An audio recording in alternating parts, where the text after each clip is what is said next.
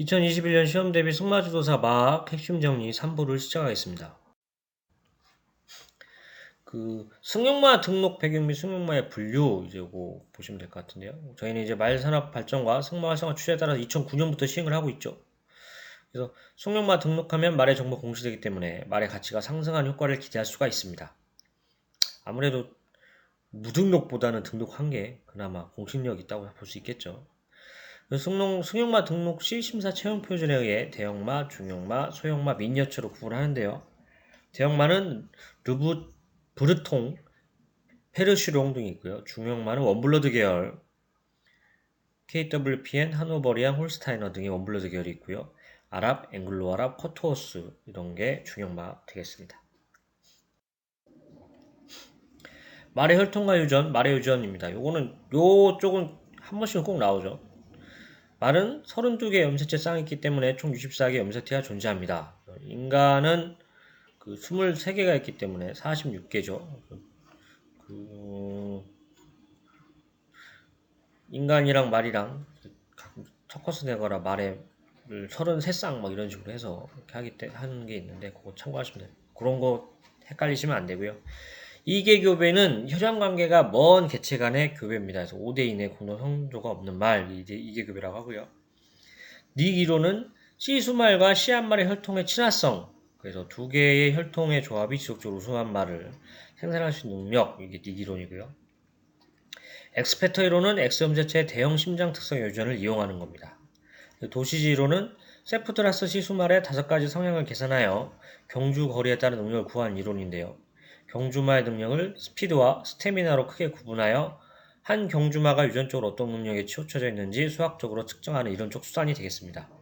그래서 귀에 의해 창안되었고요. 프랑코 바롤라에 개선이 됐습니다. 그리고 AEI 에버리지 어닝 인덱스, 그래서 출주 담화장 평균 수득 상금 지수입니다. 그래서 시수말들의 평균 수득 상금을 모든 시수말의 자마 평균 상금으로 나누어서 이제 시수말의 능력이 뭐 우월하다 안 우월하다 뭐 이런 거를 비교한 수치고요.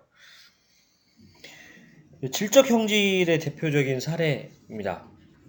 모색 관계인데요. 양적 형질은 그거를 추정할 수 없는 좀 그런 두루뭉실한 보편적인 뭐 그런 거고, 질적 형질은 딱 구별이 되는 딱 그런 거잖아요. 차이가. 그래서 질적 형질 중에 밤세기 법칙하고 회색의 법칙이 있는데, 밤세기 법칙이 이제 밤세기 부모마로부터 밤세기에 망아지는 태어나지 않는다라는 게 있고요. 회색의 법칙은 회색말은 적어도 부모말 한쪽이 아닌 회색이 아니면 안 된다. 그래서 회색 유전자 쥐의 법칙이라고 할 수도 있습니다. 말 등록 제도입니다. 그래서 좀 실무적인 거죠.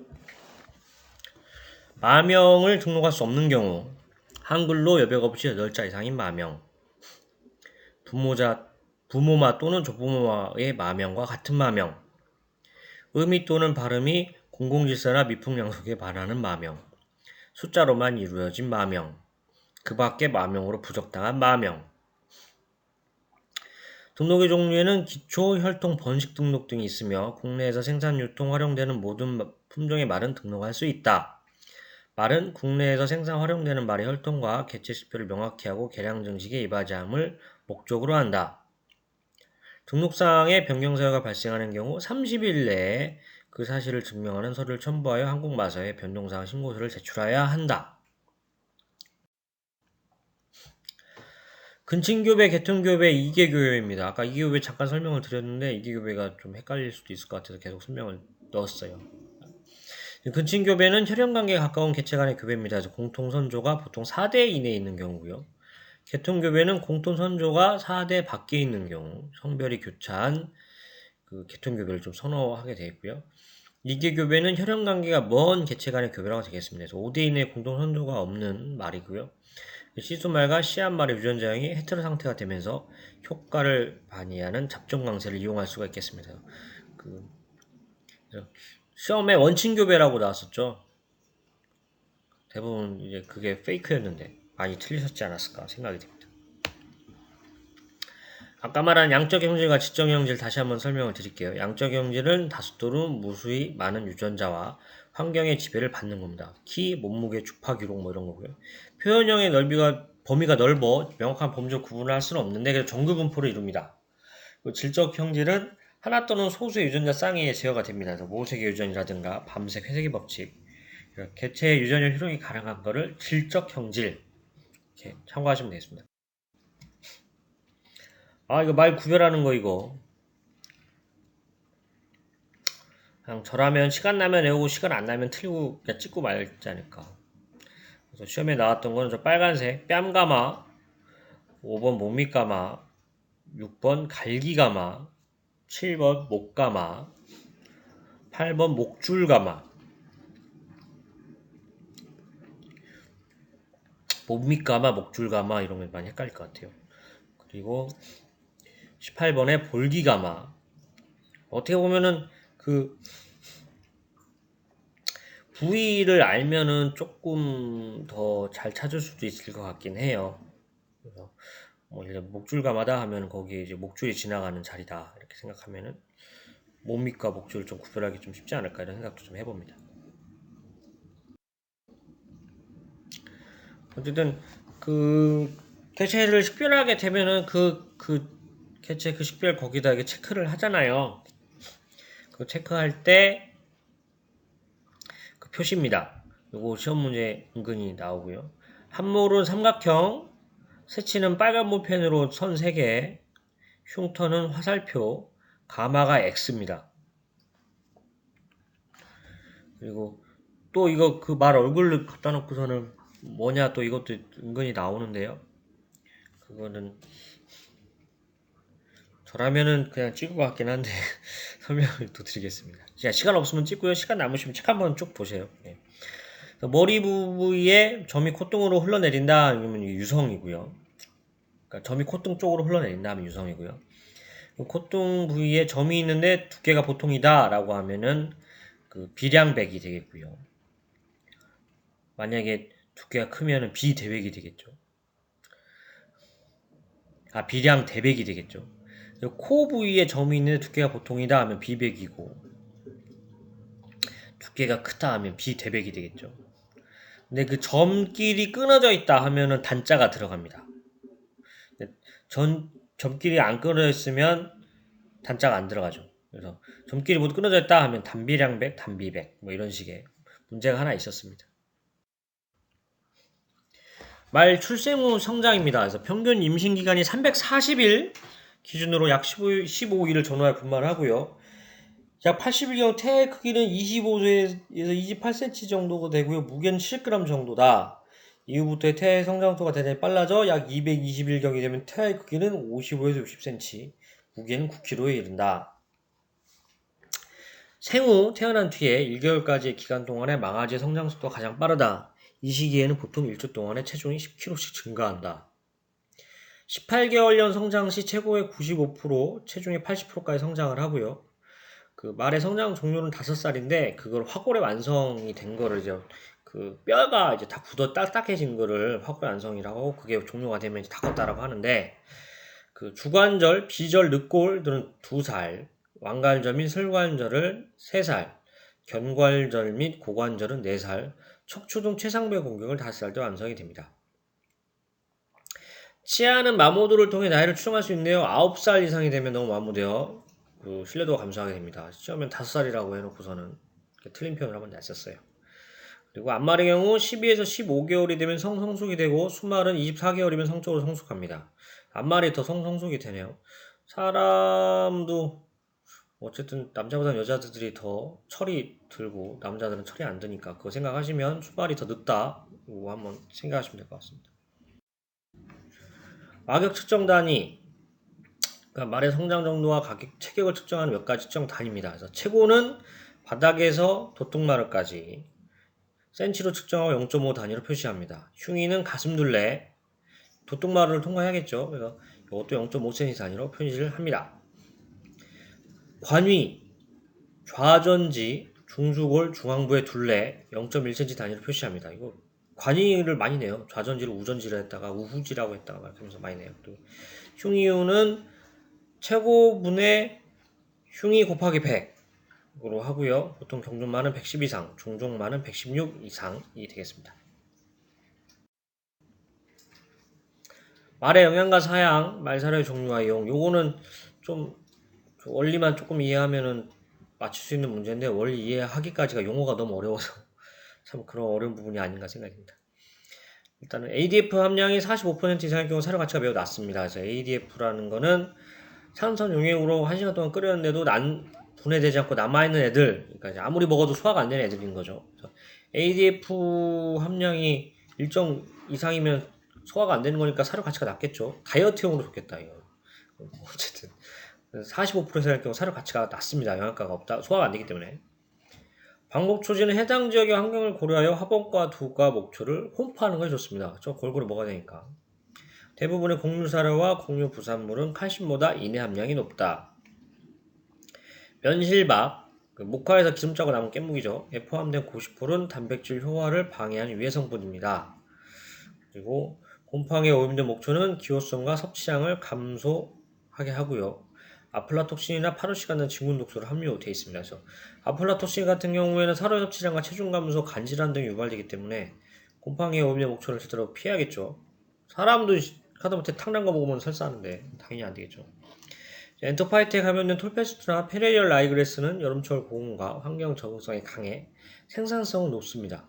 알칼로이드를 생산해서 암말에겐 후기유산, 임신기간 연장, 난산, 무유증을 일으키고 망아지에겐 성장을 저하합니다. 엔터파이트가 좀 일종의 기생식물 같은 거라고 생각하시면 돼요. 곰팡이는 아닌데 그래서 이제 그 엔터파이트가 있으면 식물은 잘 자라요. 오히려 환경에 적응력을 좋게 해줍니다. 근데 그 어쨌든 엔터파이트가 있으면 몸에는 먹으면 안 좋다. 이렇게 생각하시면 될 것 같아요.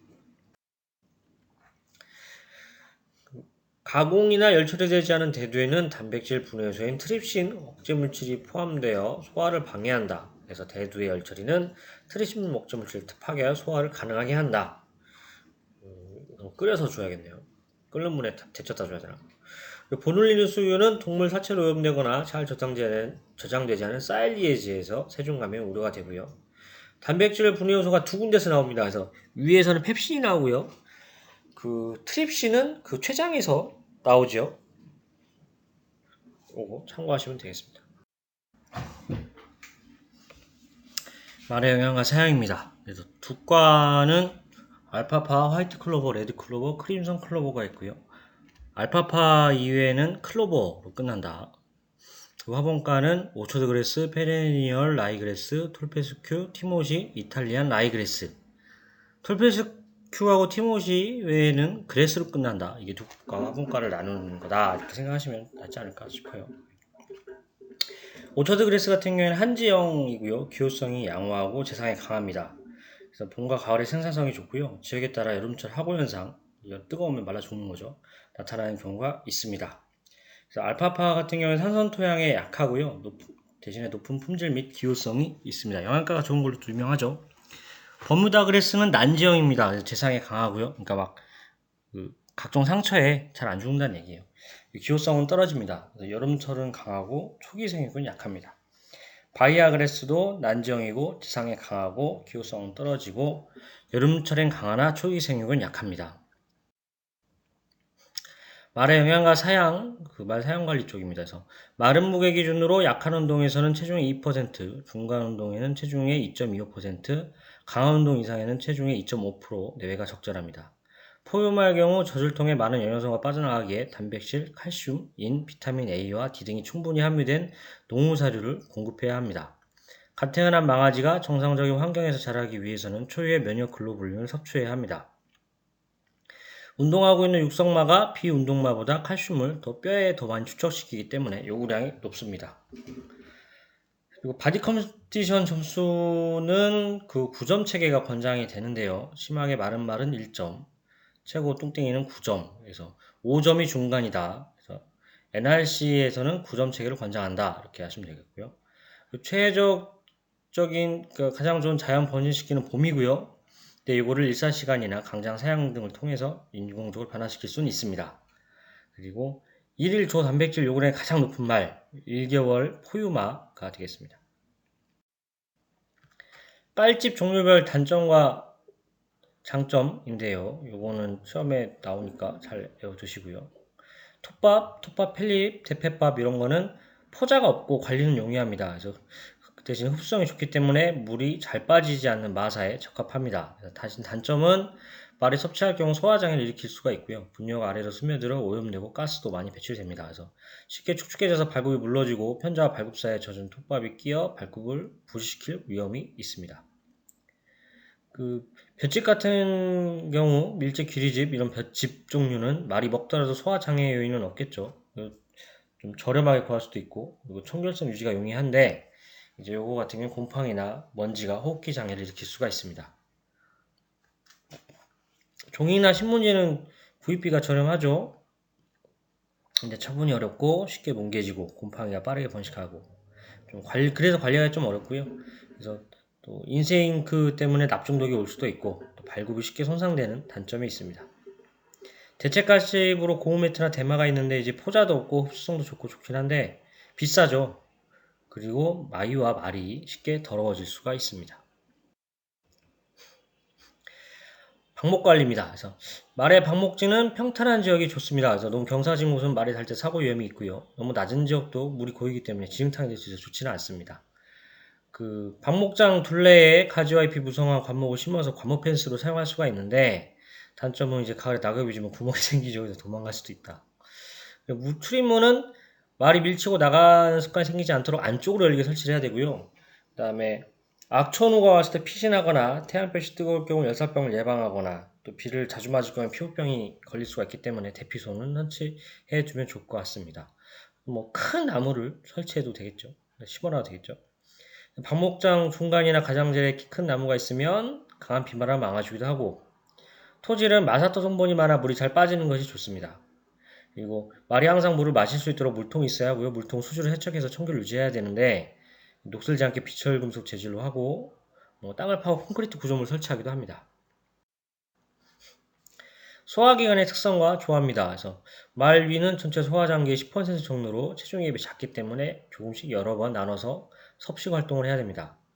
그리고 소장은 그 길이가 짧고 장 내분물의 통과 속도가 빠르다. 이런 특징이 있고요. 대장에서는 섬유소 및 소장에서 소화되고 남은 전분이나 단백질들이 미생물 발효에 이용이 됩니다. 그래서 그러니까 전분 같은 곡류사료를 다량 공급할 경우에 소장에서 모두 소화되지 못하고 상당히 대장으로 유입이 되는데 대장에서는 전분 분해하기 위해서 이제 젖산 미생물 활성이 증가가 되고요.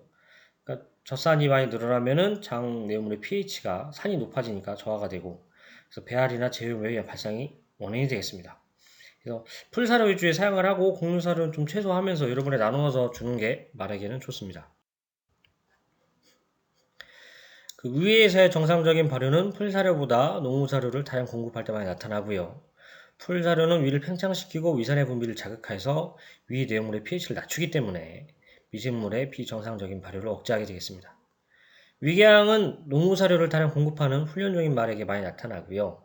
그리고 그 위에서 혈류로 흡수할 수 있는 양 이상의 가스가 발생된 경우 고창증이 발생할 수 있습니다. 그 대장에서 미생물 발효에 의한 에너지 생산 과정입니다. 그래서 초식동물 같은 경우에는 풀사료의 세포적 구성물질인 셀룰로스, 헤미셀룰로스 같은 섬유소성 탄수화물을 에너지원으로 사용할 수가 없습니다. 그래서 그거 알아두시면 좋을 것 같고요. 미생물은 셀룰라제를 분비해서 셀룰로스를 단당류로 분해를 합니다. 그런 그 미생물은 또 단당류를 이용해서 혐기 발효 과정을 거쳐 자기 에너지를 얻고요. 미생물 발효 과정에 생산된 휘발성 지방산은 초식동물이 흡수하여 에너지로 이용을 하게 되겠습니다. 그래서 어쨌든 미생물이 공기 없이 발효 과정을 통해서 자기 에너지도 얻고 거기서 생산되는 부산물인 휘발성 지방산을 초식동물이 흡수해서 에너지로 이용한다. 이렇게 생각하시면 되겠습니다. 말의 영양과 사양, 영양소와 대사입니다. 단백질은 탄소, 수소, 산소 이외에 질소, 유황이 포함되어 있습니다. 그래서 아미노산 분해 과정에 생산된 암모니아는 체내의 독성을 나타내기 때문에 간에서 요소로 합성되어 배출이 되고요. 흡수된 포도당의 일부는 간이나 근육에 글루코겐으로 저장되어 심한 운동 시 비상에너지로 활용이 됩니다. 지방인데요. 지방은 탄수화물이나 단백질에 비해 열량이 높습니다. 그래서 말의 주요 에너지원은 탄수화물이고 탄수화물에서 지방을 합성할 수 있기 때문에 지방이 에너지 공급을 위한 필수 영양소는 아닙니다. 사료의 지방은 지용성 비타민 A, D, E, K의 공급원이며 흡수를 용이하게 합니다. 참고로 B, C는 수용성이고요. 나머지는 지용성이다 이렇게 생각하시면 돼요. 비타민. 그리고 레놀레산, 레놀렌산, 아라키돈산은 동물체 내에서 합성할 수 없기 때문에 필수 지방산으로 분류가 됩니다. 그래서 아라키돈산은 레놀레산에서 합성할 수 있기 때문에 사료에 레놀레산이 풍부하다면 아라키돈산은 필수 지방산은 아닌데 어쨌든 이 필수 지방산들은 식물이 합성할 수 있기 때문에 식물성 사료에 함유되어 있습니다. 포도당 관련 내용입니다. 그래서 흡수된 포도당의 일부는 간이나 근육에 글리코겐으로 저장되어 심화 운동 시에 비상에너지로 활용됩니다. 그래서 포도당은 각 조직으로 보내져 ATP 생산에 이용되고요. 전부는 말이 직접 분비하는 소화효소에 의해 소장에서 포도당으로 분해 흡수됩니다. 말의 에너지 소모량보다 탄수화물 섭취량이 많을 경우 포도당은 지방으로 전환되어 축적 저장되겠습니다. 2021년 시험 대비 승마지도사 막 핵심 정리 3부를 마치겠습니다.